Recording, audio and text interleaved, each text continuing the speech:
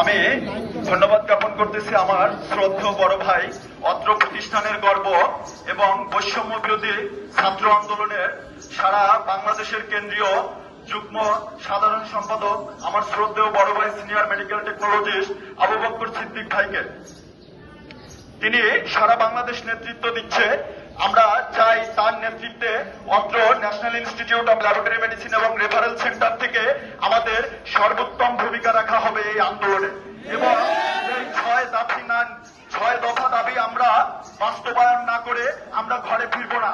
70 বছর ধরে চিকিৎসকদের দ্বারা আমরা লাঞ্ছিত হয়েছি, আমাদের সম্মান থেকে আমরা বিতাড়িত হয়েছি, এবং আমাদের নিয়োগ থেকে অবসর পর্যন্ত এই দায়িত্বগুলো আমরা আমাদের সম্মানিত পরিচালক দ্বারা নিয়ন্ত্রিত হয়ে থাকে।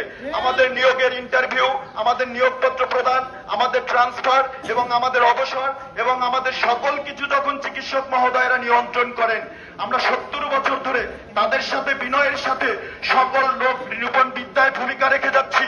তদুপরিও আমরা তাদের আস্থাবদন হতে পারলাম না। আজ 70টি বছর পরে এসে এই হৃদয়ের ব্যথায় ব্যথিত হয়ে আজকে আমরা রাজপথে নামতে বাধ্য হয়েছি, এবং আমাদের সকল চিকিৎসক